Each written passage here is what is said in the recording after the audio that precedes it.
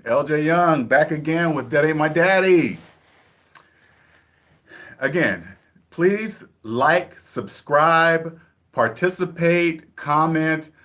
If you want some ideas and you want me to make a video on it to, better explain these things, personal finances only, let me know. It could be anything.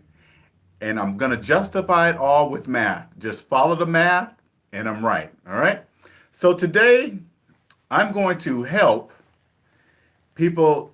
Well, let's go back. I help people that are deep in debt get out of debt and stay out of debt, but a very different way than most because it's just done with math, simple math. I take all the complexity out of it, okay? So today is to show a person how, if they're deep in debt, how do they pick a good financial planner? You know what I'm saying? How do you know the financial planner you want to go see is going to be in your best interest, right? And if you don't know how to handle money well, how are you going to tell if they're handling money well? You just it's a you're like, how do I know if he's good? Because I need help, and if I don't know how to do it, I can't say, oh, you're awful. How are you going to do that, right? I just came up with a.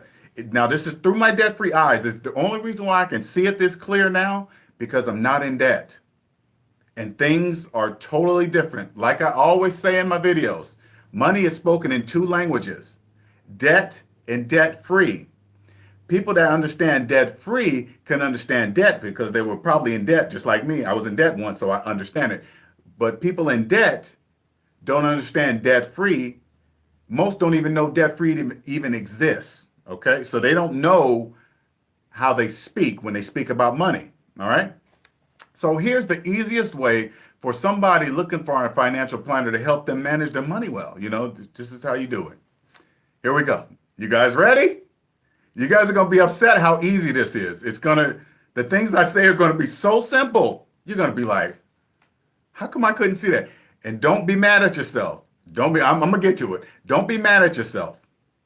Just say, you've always been in debt. This is the only reason, this is the only way you've always looked at it. Just like myself. All right? Here we go. Before you go see a planner, just do this. Just two simple things.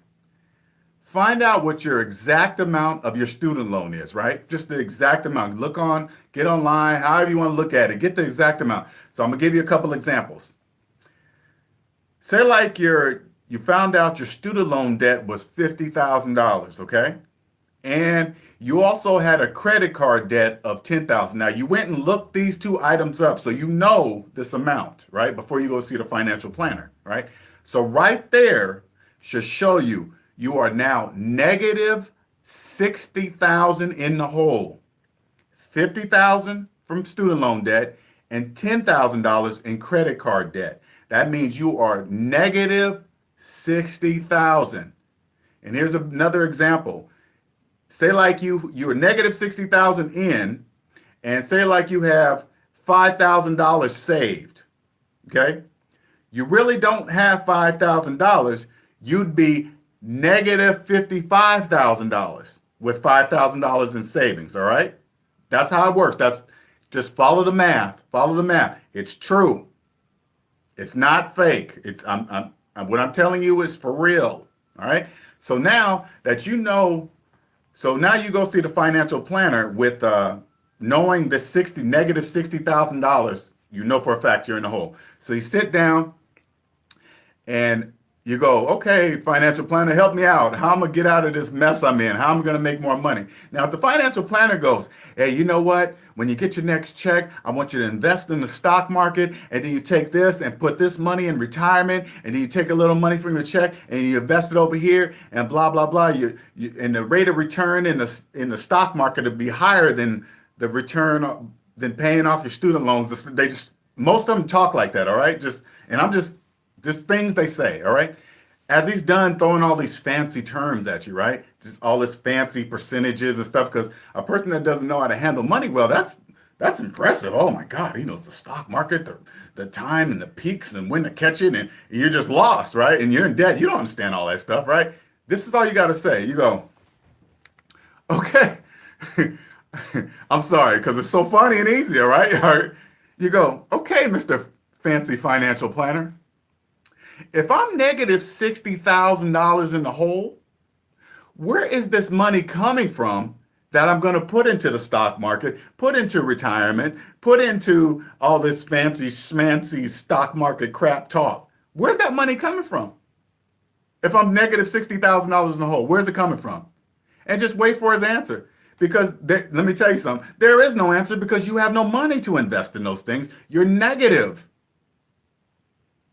You're negative in the hole. You have no money to invest in anything outside yourself. There is no rate of return faster than what you make on your paycheck to save your money and stop being in debt and kicking it out. You get your check and it's gone. Some people's checks are gone before they even get it. Let me tell you another one, okay, for the financial planner. You go, as to say, because what you need to be is make sure your personal finances are in the black and not in the red. You know what I would do today? This is what I would do. Hey, financial planner, can I see your credit report? Your personal credit report. Not your credit, not his credit score, but the report itself. If somebody asks me to see mine, I show it to them. Look, you'll see that I don't have any debt whatsoever. Now, if you see somebody, you see their credit report, and they got a car note, they got credit cards and blah, blah, blah. That's all negative. That's all negative. Their finances are not in the black. Personal finances only. Right? And one more thing. For the financial type of planner that always tells you to invest while you have debt, don't ever believe they don't have your best interest, okay? If they tell you to invest while you're in debt, don't get up and walk out their office. Walk out of the office. Because the only way you can invest is literally you would have to borrow money to invest. All right, so this is what sometimes they'll say, if you ask them, should I pay off my student loan first?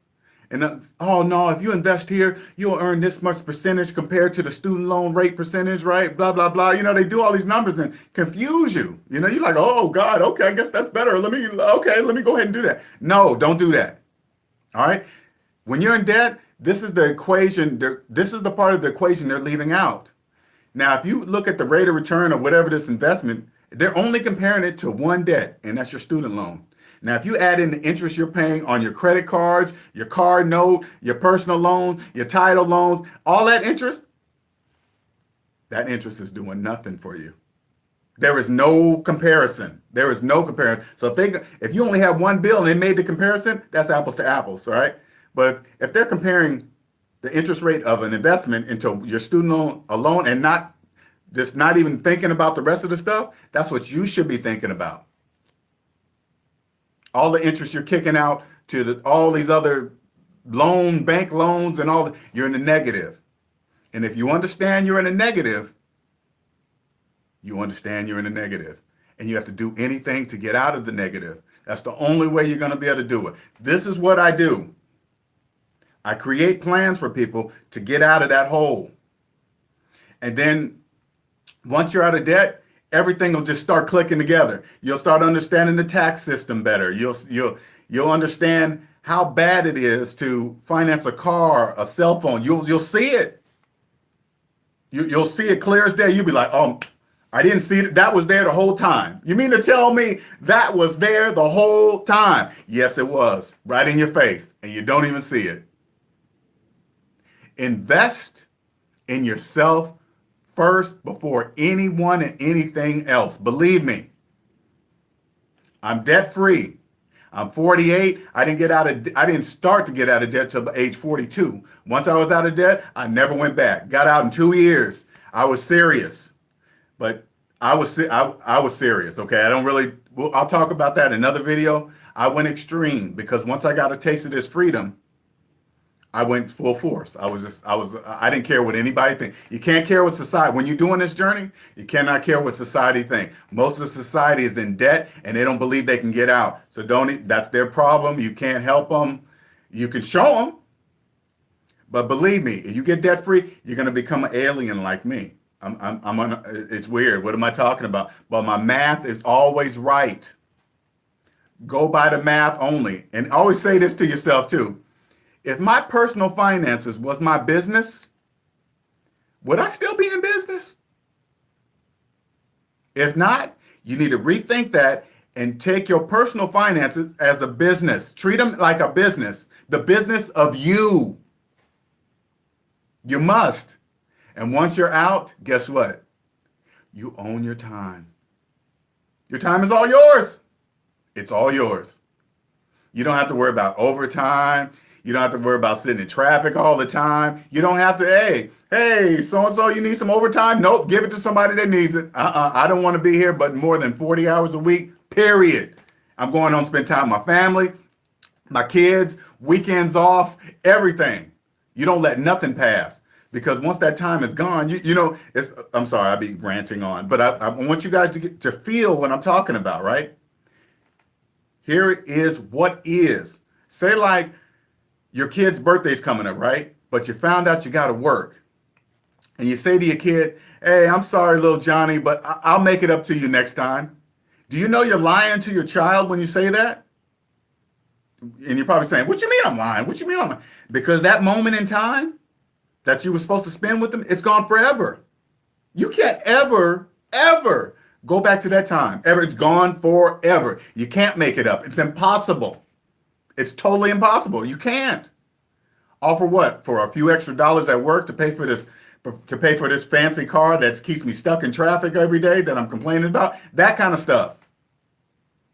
But when I was in debt, I didn't look at it like that either. I really didn't. I'm just telling you what is from the debt-free side through my debt-free eyes. Thank you very much.